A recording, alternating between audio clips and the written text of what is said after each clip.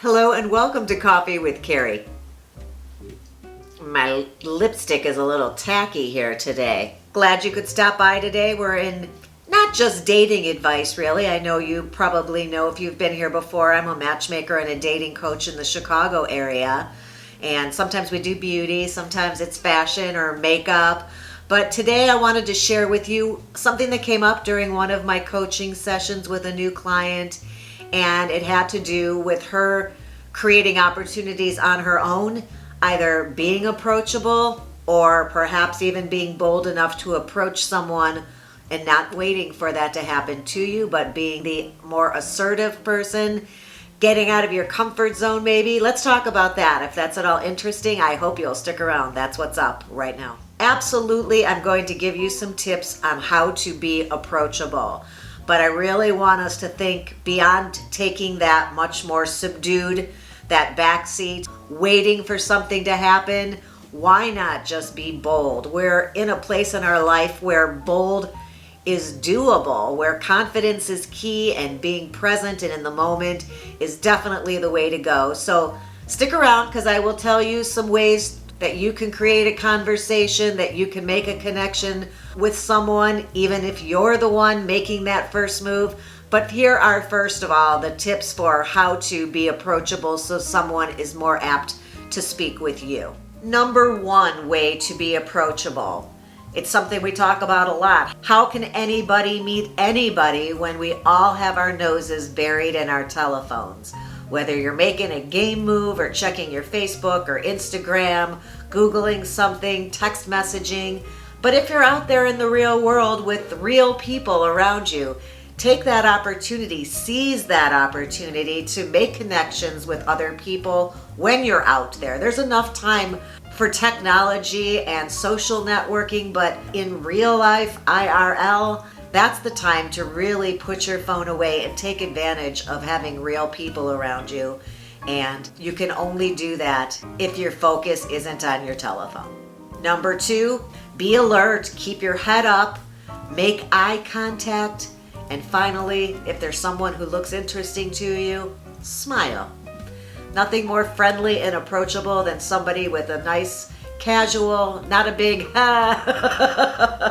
or a surprised look of, hi, you look great.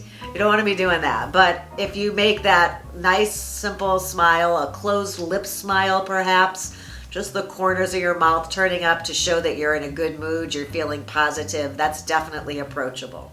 Number three, taking that one step further, would be to be aware of your body language. First of all, you don't want to look closed off. So standing or sitting with your arms across your body or slumped, leaning over, not approachable. You want to be open, you want your shoulders back. In fact, you'd like to actually be facing the person that you're trying to be approachable to.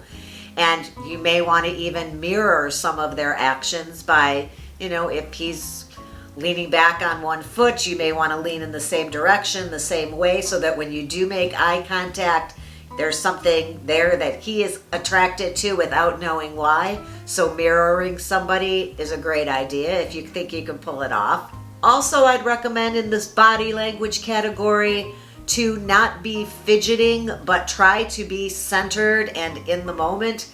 Kind of plant yourself firmly on the ground so you're not teetering or swaying, but not twirling your hair or putting your hands on your face or fixing things, but just be calm and centered and relaxed. And if you can pull off that vibe, you look very approachable to somebody with a smile on your face while you're making eye contact. Also, I should probably mention you don't want to be staring at this person. You want to casually be making eye contact with a little smile. And if it feels uncomfortable when they make eye contact back, that's flirting 101. You hold that gaze for a few more seconds where it feels a little bit risky, and then glance away with that smile still on your face. Works wonders. Number four, we're going to switch gears here, and it's sort of passive to be hinting at the fact that you want to be approached. Why not be even more bold and be the one to approach? You can be approachable and be a little more assertive and do the approaching. Now, how do you do that? What do you do? What do you say? Well, first of all, what you do is you go up to that person. What do you say? Sort of depends on the situation. But in a lot of situations, you know what does work? Just saying hello and introducing yourself. You could add on or tack on a little, you'd look like a friendly face in the crowd and see where that takes you.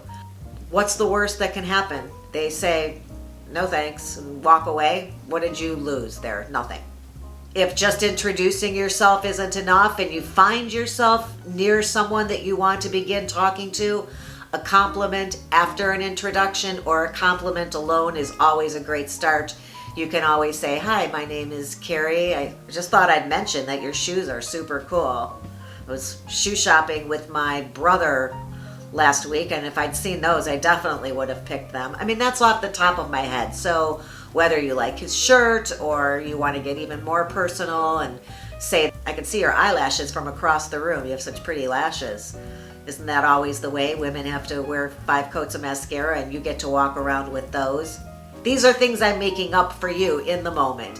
Whatever you see with this person you're trying to talk to, I'm sure you can have things you've worked out ahead of time, things in the back of your head that you've said out loud about pretty eyes or lashes or a nice shirt, a great pair of shoes, a pretty jacket.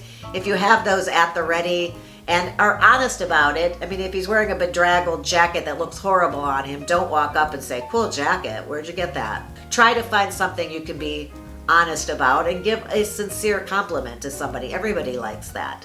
Even if that's where the conversation ends, you just did somebody a nice favor by being kind and making their day. And then finally, number 5, if you don't feel you can be that bold to just walk up, introduce yourself, and offer a compliment, there are some tricks of things that you can do to start a conversation with somebody. I read this one, but it was sort of cool, and there was some psychology behind it, which makes me feel I may have seen it in some type of a psych article. But what it was is that this works in a bar situation only, or if you're out with some friends, and you volunteer to go get some drinks for your friends for the table and take your jacket with you over your arm. And you order the drinks, and when they come, you've got to carry them back to the table, which you sort of can't do with this jacket or sweater. So what you do is you're right next to the person you wanted to talk to, and before you start grabbing these drinks, you ask him for a favor. You say, I'm sorry to bother you. Would it be all right? Could you hold my jacket while I get these drinks over to the table? I don't want to spill on it. And he holds your jackets. I don't know if you make 1 or 2 trips with the drinks, get them to your friends, come back for your jacket. You have created a situation here where he's done you a favor, and there is something psychological in that. You've already created a relationship of some kind, and people like helping other people. So you've already established some type of a relationship with this person. And with this relationship, he's going to already be open to having a conversation with you. So you can insert that compliment. Or just ask, are you having a nice time tonight? Who are you here with? Or where are your friends? Or have you been here before? Or I didn't realize that round was going to be so expensive. Any conversation you start from that point, you've already got a leg up because he feels like he knows you in a way that he's done something for you in this lifetime. So that's a really cool tip. The next one was sort of a trick, and you can pretend not that you know him, but that he looks like somebody you know. So the trick would be to say, I'm sorry, I just keep looking, you look so familiar. Are you friends with Steve, whatever your friend Steve's name is? Just pick one of your friends and send off his name to this person. Are you friends with Steve Smith? You look so much like somebody I met at his house last month. I thought it must be you. That's a great opening to start a conversation. You just pretend he looks like somebody you've met previously.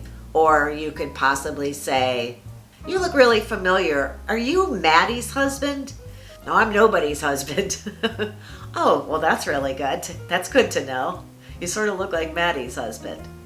Great opening for a little flirtation. So there are some tricks that you can play to create that opening to have a conversation with somebody that you want to approach. And then I know some of you are saying, oh, I don't feel comfortable doing that. So to wrap this up, let's just talk about the fact that You may not have that confidence in you to approach a stranger and start a conversation, but you certainly can. And the reason you should is this: you have nothing to lose. You have something to gain for sure, and absolutely nothing to lose. If this person turns away or says, I'm not interested, or sorry, I've got to go, my friends are waiting, most people aren't going to be rude. They're just going to make an excuse. And how can you take that personally when they know nothing about you? They don't know how cool you are. They don't know anything about your personality. They don't know your great sense of humor and all your talents and interests. They're just judging you on wherever they're coming from in their head, their crummy day, or the last person that approached them that was their horrible girlfriend of 6 months who turned out to be a stalker, or you don't know. It's like filtered through them, and it has so little to do with you. So it's definitely worth the risk to assert yourself and try.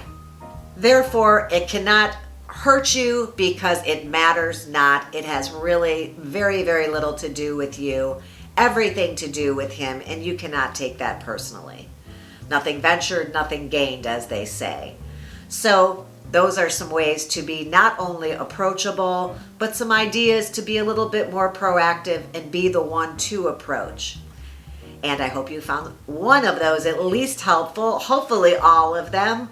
There's no reason to not make connections once we're getting back out into the world now after quarantine. I think we've realized that having other people to communicate with and in our life and make connections with is really important and makes us feel really good. So don't pass up an opportunity to do that if you see somebody who looks interesting to you. I hope you liked this video. If you did, give it a thumbs up. If you want to subscribe, there's a button around here for that somewhere. And I will look forward to seeing you back again sometime. So hit that ring bell and you'll be notified every time a new episode goes up. Thank you for stopping by, and I'll look forward to that next time. Until then, have a good one.